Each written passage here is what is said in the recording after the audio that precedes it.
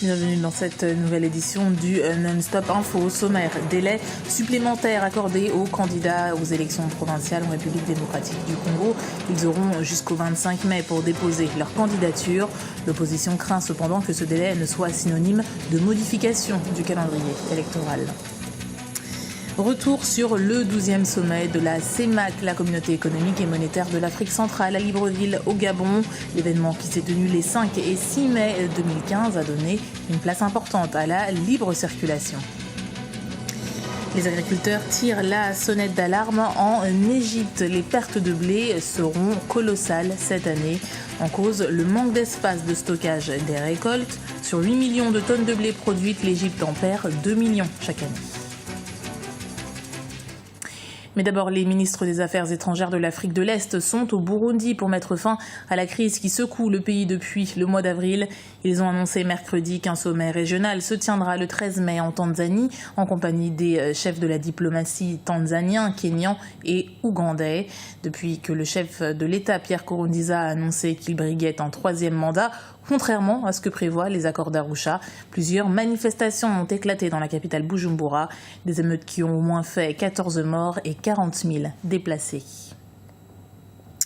Alors que l'opposition conditionne toujours sa participation au scrutin provincial en République démocratique du Congo, la commission électorale a décidé de prolonger le délai de dépôt des candidatures.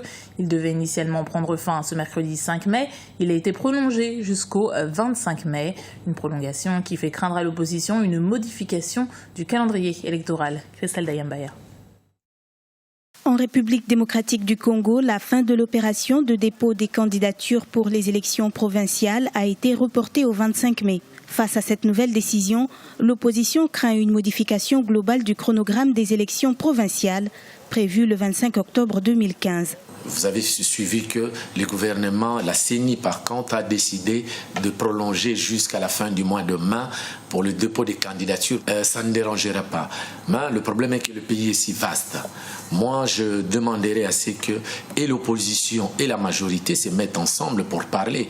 Et c'est ça la vraie démocratie africaine, quand on se met autour d'une table pour traiter le problème du pays. Les députés congolais avaient adopté le 9 janvier dernier la loi faisant passer la République démocratique du Congo de 11 à 26 provinces.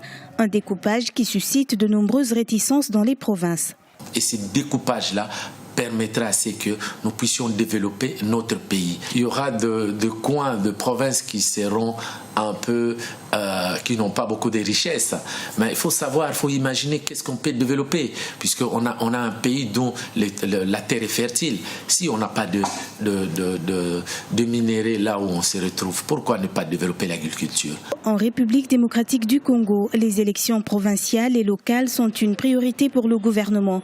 Ce scrutin permettra d'élire les députés provinciaux qui, à leur tour, éliront les gouverneurs et les sénateurs en poste depuis 2007. En Guinée, le président Alpha Condé recevra le chef de file de l'opposition, Cellou Dalein Diallo, vendredi 8 mai. L'opposition qui considère cette rencontre comme une simple consultation et non des négociations à proprement parler. Les manifestations prévues ce jeudi sont donc maintenues. Pour rappel, le calendrier électoral repousse les élections communales après l'élection présidentielle prévue en octobre 2016. Or, l'opposition souhaite que le scrutin local précède celui national. En Côte d'Ivoire, incarcération mardi de 3 cadres du FPI, le parti d'opposition fondé par l'ancien président Laurent Gbagbo.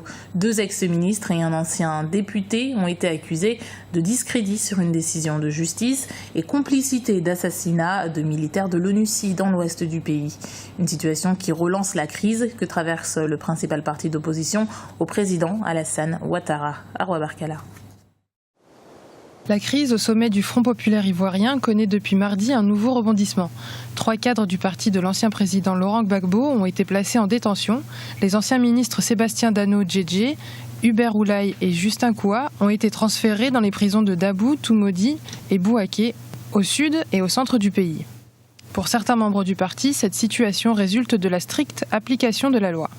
Nous avons longtemps décrié que Ouattara ne respecte pas le droit. Nous avons longtemps décrié que la Côte d'Ivoire n'est pas un état de droit. Aujourd'hui, dans une affaire de justice, le droit a été dit et des camarades politiciens qui, normalement, devraient accompagner cette décision-là pour rendre cette institution de justice fortes sont ceux-là même qui se mettent à l'encontre de cette décision de justice. Donc c'est tout à fait normal que dans l'application de ce droit-là, il y ait eu, on va dire, des arrestations.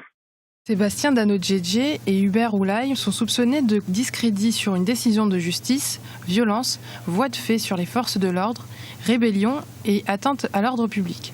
Quant à Hubert Oulaye, ancien député, il est soupçonné de complicité d'assassinat de militaires de l'ONUCI dans l'ouest du pays. Une réalité qui met à mal la volonté de réconciliation affichée par le régime en place. Ces arrestations-là ne doivent pas prospérer, demander au pouvoir, si on parle de réconciliation, si on parle d'aller à la paix, ce pouvoir-là doit pouvoir faire des concessions et libérer nos camarades qui ont été arrêtés. Le vote des militants qui avaient désigné l'ex-président Laurent Gbagbo, candidat à la présidentielle d'octobre prochain, a été invalidé par la Cour de justice d'Abidjan fin 2014. L'appel formulé par ses partisans sera jugé le 5 juin prochain. En attendant, la crise s'aggrave entre partisans de Pascal Affi-N'Guessan et ceux de l'ancien président Laurent Gbagbo, à quelques mois de la présidentielle d'octobre 2015. Le 12e sommet de la CEMAC, la communauté économique et monétaire de l'Afrique centrale, s'est achevé le 6 mai à Libreville, au Gabon. Plusieurs décisions capitales pour la sous-région ont été prises. Il y a d'abord le retour du siège à Bangui, en Centrafrique. Le projet de compagnie Air CEMAC a finalement été abandonné, mais les ressortissants de la zone CEMAC pourront circuler sans visa au moyen d'une carte d'identité ou d'un passeport CEMAC biométrique. Une résolution sur laquelle revient pour nous l'analyste financier Maïs Moussi. La décision des chefs d'État de faire appliquer de façon immédiate la libre circulation des personnes dans l'espace CEMAC est une mesure à saluer. Bien que tardive, c'est une mesure à saluer dans le sens où elle va permettre de faciliter dans l'espace CEMAC l'intégration des peuples, qui est nécessaire également à l'intégration économique. Par ailleurs, c'est une mesure, on l'a dit, qui a fait couler beaucoup d'encre, beaucoup de salive, mais on l'espère lorsqu'on l'analyse, il y a beaucoup plus d'avantages à appliquer la libre circulation qu'à ne pas l'appliquer. C'est dans l'ordre du temps. Par ailleurs, si on s'inscrit dans un cadre encore plus macro, on se rendra compte que le mouvement au niveau de l'Afrique est de faire en sorte que à l'horizon 2050-2100, on a une libre circulation sur tout l'espace du continent africain. C'est une très bonne mesure. Il faut voir dans quelles circonstances cette libre circulation va être effective dès maintenant. Et il faut marquer le prochain pas pour la prochaine étape, c'est la libre circulation au niveau de l'espace CEAC. L'actualité économique, c'est aussi l'Égypte qui peine à éviter les pertes massives de blé. Chaque année, 2 millions de tonnes deviennent inutilisables sur les 8 millions produites car elles ne sont pas stockées. Des pertes qui entraînent une flambée des prix et une pénurie de l'offre. Emmanuel Milimono. Le blé est une denrée vitale pour la population égyptienne où le pain constitue pour beaucoup l'aliment essentiel de la nourriture quotidienne. En 2014, sous le poids d'une crise économique résultant d'une instabilité politique, le gouvernement a décidé de mettre fin aux subventions sur l'énergie tout en maintenant celles faites sur le pain. Le processus de la récolte du blé passe par plusieurs étapes et implique l'utilisation de machines ainsi que d'autres intrants. Il peut durer entre 5 et 7 mois lorsque les graines mûrissent. Nous avons une machine que nous utilisons pour la récolte. Dans 2 ou 3 jours, nous allons terminer. Ensuite, nous viendrons avec un tracteur pour l'aplatir, la recueillir et la remplir avec de l'eau à fermenter. Le gouvernement s'est engagé à acheter 3,7 millions de tonnes de blé aux agriculteurs locaux pour la saison à venir, tout en annonçant que de nouveaux silos seront construits pour assurer une capacité de stockage suffisante. Des problèmes demeurent cependant, tels que le manque d'unités chargées de la distribution d'additifs chimiques et la mise à disposition d'ingénieurs agricoles pour des conseils sur la façon de développer efficacement la récolte. Aujourd'hui, on n'a plus d'engrais. La quantité d'engrais utilisée est insuffisante pour atteindre le rendement adéquat. Si nous devions suivre les procédures d'exploitation appropriées, il doit y avoir des ingénieurs qui suivent l'agriculteur et fournir des conseils.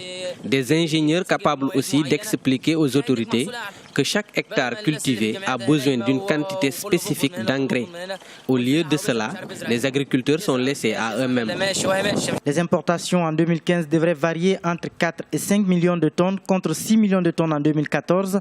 Cette baisse traduit à la fois le succès de la politique de réduction de la consommation de la céréale dans le pays et celle de l'augmentation de la production nationale. L'année prochaine, la production égyptienne de blé devrait atteindre les 10 millions de tonnes contre 9 millions cette année. C'était le journal de la rédaction. Merci de l'avoir suivi. Retrouvez dans un instant une nouvelle édition du Non-Stop Info sur Africa 24.